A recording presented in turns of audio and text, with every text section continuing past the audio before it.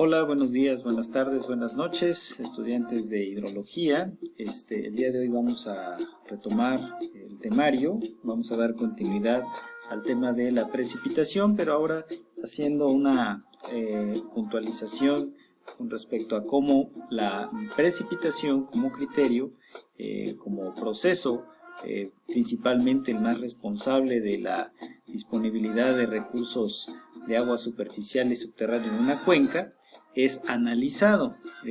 La sesión anterior habíamos comentado que la precipitación básicamente se puede medir ya sea con dispositivos de altura o con dispositivos que miden la intensidad. El día de hoy vamos a hablar un poco más sobre cómo esos datos de precipitación se pueden analizar para relacionarlos con alguna área de interés. Bien.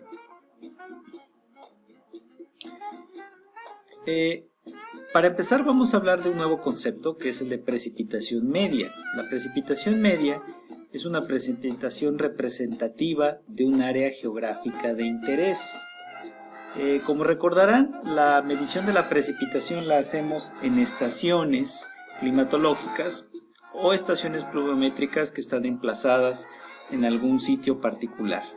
Muchas veces, seguramente ustedes ya lo habrán observado, cuando llueve en alguna región geográfica importante, vamos a hablar de alguna localidad, la forma en cómo esa precipitación se presentó no es exactamente la misma en todos los puntos de esa región geográfica.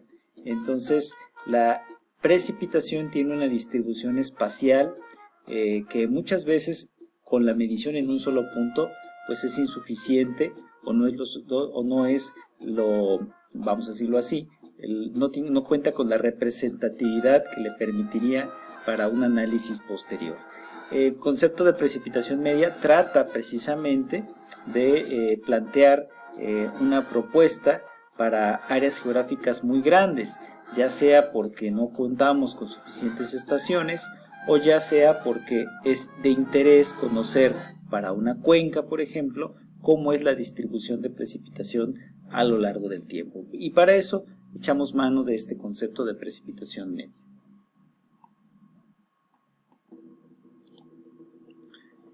Bien, debemos de partir de que todas las análisis de precipitación que hagamos van a partir de estaciones pluviométricas. Ya se había comentado anteriormente en clases presenciales donde se puede encontrar esta información de las estaciones climatológicas. Muchas veces pues podemos decir que son suficientes como para poder analizar directamente la precipitación. Sin embargo, habrá a veces ocasiones en las que la cantidad de estaciones ya analizando un área geográfica específica pues no por sí solos con esos datos no nos permite hacer análisis mayores. Por ejemplo, aquí lo que tenemos es un esquema en donde se nos indica la precipitación que ocurrió del día 7 de junio a las 8 de la mañana al 8 de julio a las 8 de la mañana. Entonces podemos decir que es la precipitación de las últimas 24 horas con corte al 8 de junio del 2020.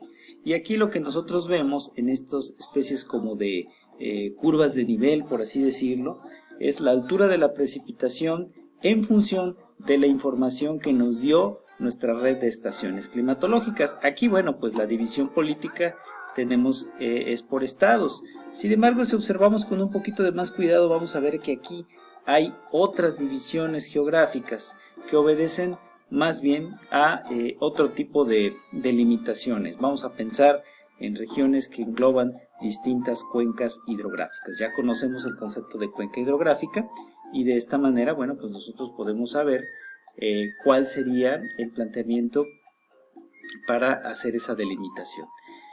Y bueno, aquí lo que nosotros vemos con estos mapas es que en base a la información de ciertos puntos se obtienen los valores de precipitación en varias áreas, ¿no? Muchas veces aquí lo que a nosotros nos interesa saber es cómo fue esa distribución de precipitación o si nos gusta, por ejemplo, analizar o requerimos analizar a lo largo solo un área geográfica específica, una cuenca, entonces ahí sí necesitaríamos echar mano de este concepto. ¿Qué criterios hay para evaluar la precipitación media? Bueno, básicamente tenemos tres criterios y son los únicos criterios que se han propuesto hasta la fecha. El primero es el criterio aritmético, el cual es, a efectos muy prácticos, un promedio simple. Ya más adelante haremos un ejercicio, no ahorita, pero sí haremos un ejercicio para ver cómo se calcula. El segundo es el criterio de los polígonos de Thyssen, que también es un promedio, pero es un promedio pesado que toma en cuenta las áreas de influencia de las estaciones. Y finalmente el criterio de las isoyetas, que también es un promedio pesado, pero no del área de influencia de estaciones, sino de áreas de precipitación que tienen mismo valor. Aquí, bueno, me voy a detener un poco a comentar estos criterios. El criterio aritmético tiene la bondad de ser muy sencillo. Sin embargo, si la distribución de nuestra red de estaciones considerada no cumple con los criterios de la Organización Meteorológica Mundial, pues podemos cometer errores bastante graves en hacer uso del mismo. Es el más simple de todos, pero si no cumplimos con esos criterios de suficiencia, estaríamos cometiendo un error a la hora de calcular la precipitación media. El criterio de los polígonos de Thyssen, personalmente es el que me gusta más, dado que es versátil, permite tener una distribución de áreas de influencia que no cambia con el tiempo, a menos que haya más o menos estaciones. Sin embargo, bueno, tiene como desventaja de que, pues, si la distribución de estaciones no es satisfactoria, pues tendríamos también el mismo inconveniente, ¿no? De que no sería tan representativa. Sin embargo, este criterio, si bien requiere un análisis del espacio, tiene esa ventaja, ¿no? De que nos puede permitir analizar datos a lo largo de varios periodos de tiempo. El criterio de las isoyetas, por otro lado, es el criterio más preciso de los tres, pero también es el más laborioso. Actualmente, para poder utilizarlo, tenemos la ventaja de que hay sistemas de información geográfica que nos permiten evaluar mejor el cálculo de las mismas. ¿Qué es una isoyeta? Pues una isoyeta es una área, o vamos a decirlo, una línea que nos indica puntos de misma precipitación. Iso igual, yeta en este caso precipitación. Para tratar de ejemplificar un poco y comentar los resultados, este es un ejercicio ya resuelto, no vamos a irnos paso por paso, vamos a ir desarrollando un ejercicio ya para el caso de su proyecto, porque me gustaría que lo realizáramos de esa manera para que asimilen mejor los conceptos, es decir, lo que ahorita les voy a explicar, después lo van a aplicar con más detalle en sus cuencas en equipo. Lo que tenemos aquí es una cuenca, la cual, bueno, pues tiene una cierta red de estaciones dentro y alrededor de ella. Tenemos aquí una estación A, una estación B, una estación C, una estación D y una estación E. Esta cuenca hidrográfica por sí sola representa un área geográfica de interés, la cual, bueno, nosotros vamos a tratar de evaluar cómo es su precipitación media a lo largo del tiempo, porque recuerden, cada uno de estos puntos constituye una estación y en ellos vamos a registrar un valor específico. Por ejemplo, vamos a pensar que nosotros tenemos en esas estaciones, me voy a regresar un poco, aquí son 5 estaciones, 3 estaciones están dentro de la cuenca, 2 estaciones están fuera de la cuenca. Y en los días cualquiera, día 1, día 2, día 3, día 4 y día 5, tuvimos estos registros de precipitación. Para la estación A, día 1, día 2, día 3, día 4, día 5 y así sucesivamente con las demás. Tuvimos esta distribución de precipitaciones. Como pueden ver, cada punto tuvo una precipitación distinta y de hecho el proceso de precipitación es así. Lo raro sería que cayera la misma cantidad de altura de precipitación en todos esos puntos diversos. ¿Por qué ocurre esta variación? Bueno, esa variación se puede explicar de muchas maneras.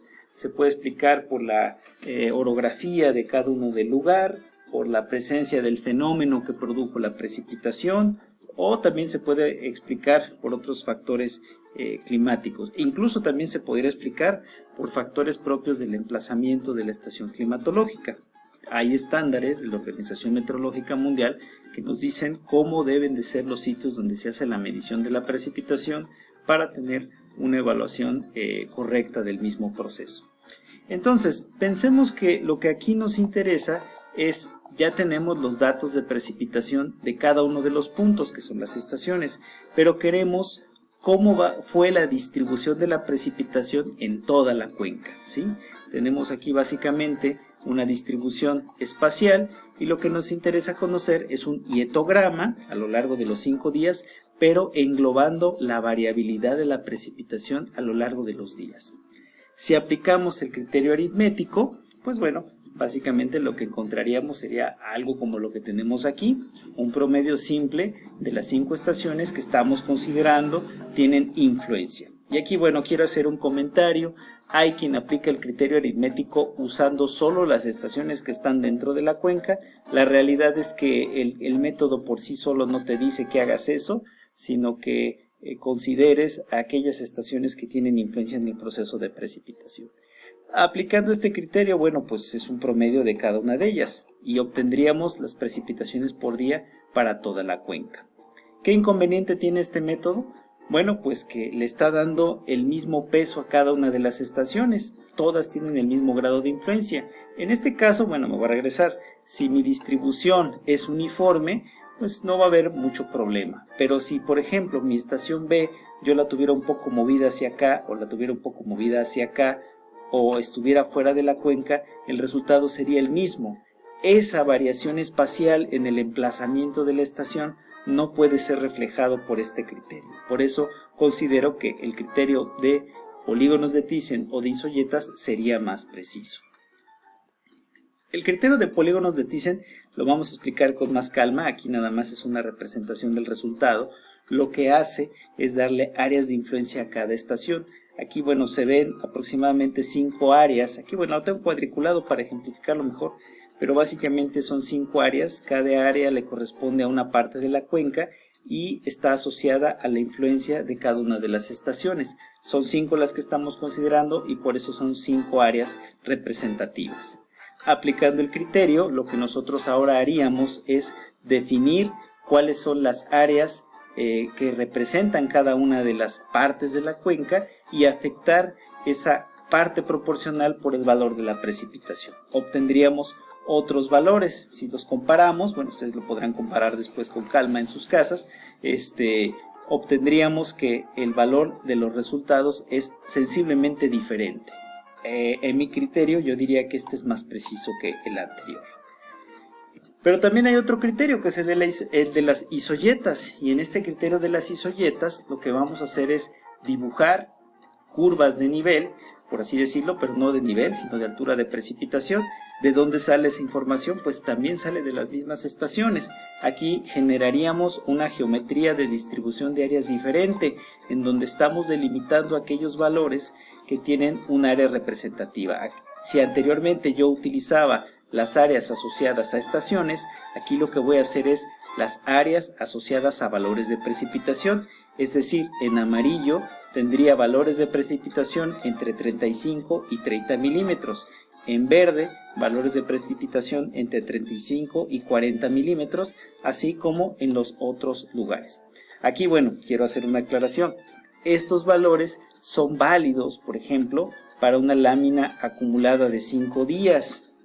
Y ese es uno de los inconvenientes del criterio de isoyetas. Estrictamente, si yo quisiera comparar todos estos criterios, yo tendría que hacer una distribución de isoyetas por cada día en la cual yo estoy analizando la precipitación. Y esa es una desventaja si es que se tienen que hacer a mano o si no se cuenta con un sistema de información geográfica.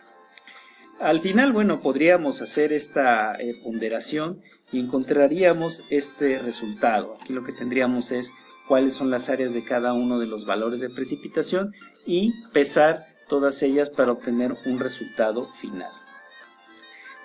Al aplicar los 3 criterios podemos también hacer un factor de ajuste que nos permitiría obtener como resultado el litograma de la cuenca. Aquí ustedes pueden ver que aquí ya estamos hablando de un solo valor por día, pero ya estamos hablando de un valor representativo de la cuenca. Este análisis de la precipitación media es muy útil para otros criterios como balances hídricos o también para criterios lluvia-escurrimiento, los cuales, bueno, comentaremos más adelante. Bueno, por hoy es todo. Buenos días, buenas tardes, buenas noches. Hasta la próxima.